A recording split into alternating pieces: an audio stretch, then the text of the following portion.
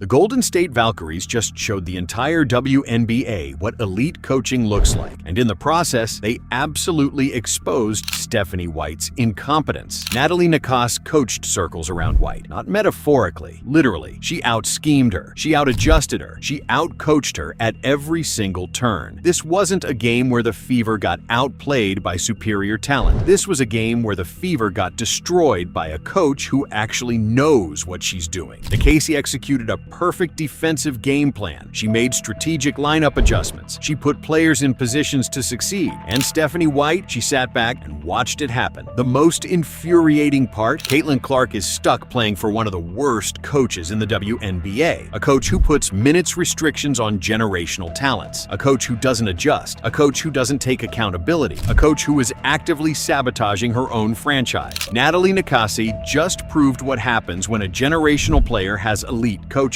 Meanwhile, Caitlin Clark is stuck in Indiana dealing with incompetence. Let's break down exactly how Nakase dismantled White and what it means for the WNBA. Natalie Nakase coach circles, absolute circles around Stephanie White, kicked her butt from post to pillar. It is ridiculous, man. Kicked her butt from a post to pillar. That's not hyperbole. That's not exaggeration. That's accurate description of what happened on that court. Nakase outcoached White so badly that it became embarrassing to watch. The gap between these two coaches is massive. Guarding Caitlin Clark, there's no one person that can guard her. It's going to take the whole team. We need attention to detail. We got to be locked in on Caitlin Clark. Notice what Nakase is saying. She has respect for Caitlin Clark's talent. She understands that you need elite defensive execution and team coordination to slow down a generational player. That's coaching intelligence. That's preparation. That's understanding the opponent. Caitlin Chen destroyed the one y'all been hyping up. Stephanie White's been hyping up. Ty Harris got smoked by Caitlin Chen in the third quarter.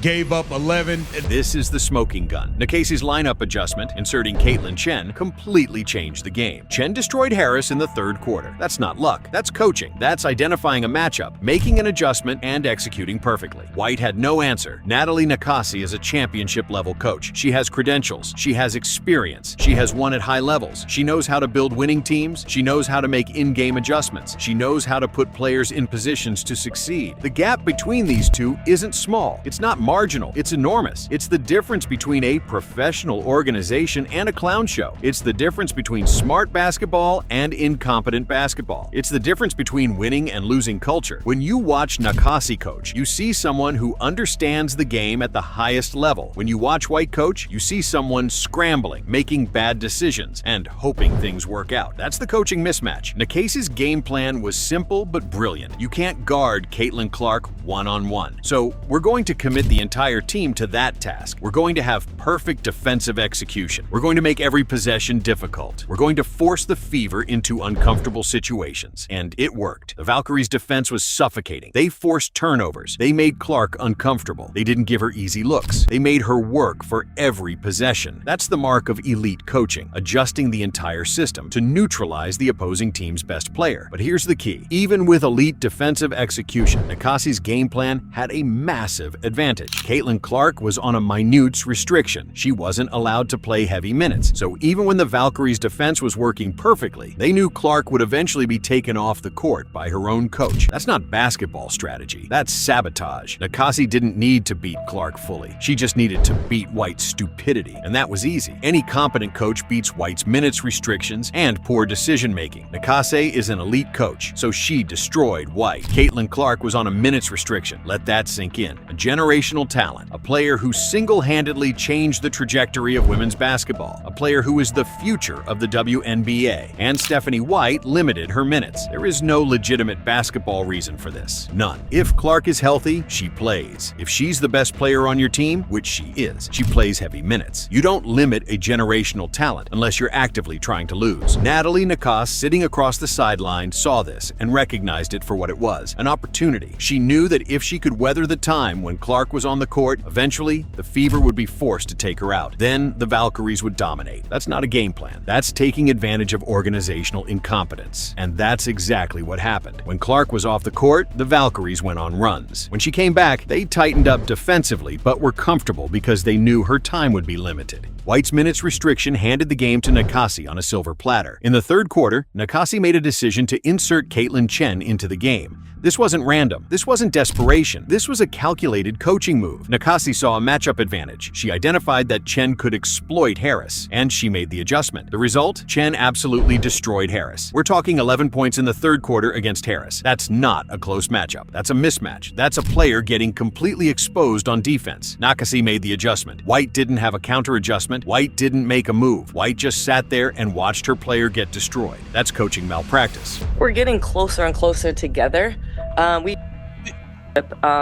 Before she even gets into there was a part in the game when Natalie Nakase told a player to do a certain thing and then they did it and it didn't work. And Natalie Nakase called timeout and she said, "My fault. My bad. That's my bad. That's not on you, player. That's on me, the coach." We've never seen Stephanie White. We've never, ever, ever seen Stephanie White be accountable like this lady. Ever. Actually bond and become more closer, tighter knit. Because when you're on the road, you don't really have your own schedule, right? You don't have a car. So we do everything together. I had a ton of fun. I even said, "Hey, let's stay another night." They're all like, "We gotta go home, coach." But no, I just enjoy spending so much time with every player, every staff member. That's what I feel like we're building. The record's a record, 8, whatever, but we're more, you know me. I'm focused on one game at a time, and what I feel is like, God, we're just getting more connected. Listen to what Nakase is saying. The Valkyries are bonding. They're getting tighter. They're enjoying playing together. They're building genuine chemistry and trust. That's not something you can fake. That's something you build through elite coaching, clear communication, and creating the right environment. The Valkyries players actually want to spend time together. Nakase said she suggested staying another night on a road trip because she was having so much fun with her team. The players said no, they had to go home. But the fact that the coach wanted to stay and spend more time with her players, that tells you everything about the culture she's building. Now compare that to the Indiana Fever. Stephanie White has created a toxic environment. Players are being limited unfairly. Coaching decisions are questioned. The entire organization is dysfunctional. That's not a winning culture. That's chaos. Elite coaching isn't just about X's and O's. It's about building a culture where players want to be there, where they trust their coach, where they're willing to sacrifice for each other. Nakase has that. White doesn't. And you can see it on the court. I kind of want to speak for everyone in terms of, I think they'd rather see success in the team more than themselves. I really feel that, and I think that's why when I go with different lineups or I sub quicker or I make shorter stints, they're so happy for their teammates in terms of matchups, or if they score or if they get a block or if they get a rebound. They are a lot more happier for their teammate than their own success. This is the mark of a championship-level culture. Nakase's players care about team success more than individual accolades. When a teammate scores, they're happy for the teammate, not upset they didn't get the points. When a teammate gets a block, they celebrate that, not their own stats. This is not something that develops by accident. This is cultivated. This comes from elite coaching. This comes from a coach who creates an environment where unselfishness is valued, where team success is the priority, where individual stats don't matter. Stephanie White hasn't built this culture. The Fever are fragmented. Players are fighting for playing time. Players are concerned about their individual roles. That's a selfish culture. That's a losing culture. And it all starts with coaching. Nakase built a team where everyone is happy to play a role. Everyone is happy to do the dirty work. Everyone is happy to sacrifice for the team. That's why the Valkyries are winning. That's why they're cohesive. That's why they executed so perfectly against the Fever. At one point during the game, Nakase called timeout after something she had told a player to do didn't work. And you know what she did? She took responsibility. She said, "That's my bad. That's not on you, player. That's on me, the coach." Do you understand how rare that is? Do you understand how powerful that is? A coach who admits she made a mistake. A coach who doesn't blame the players. A coach who takes accountability for her decisions. That builds trust. That builds respect. That's elite coaching. Stephanie White, we've never seen her do this. Never. Not once. White blames the players. She makes excuses. She deflects responsibility. She never takes accountability for her decisions. That's cowardly coaching. That's why her players don't trust her. That's why the Fever are a clown show. The difference is stark. Nakase takes responsibility, builds trust, players want to play for for her. White makes excuses, blames players. Players don't want to play for her. That's the coaching difference. And it showed in this game. I want to focus just one game at a time, because at the end of the day, like, we're really trying to prepare down the line, and we have to get better. To me, 17 turnovers is too many.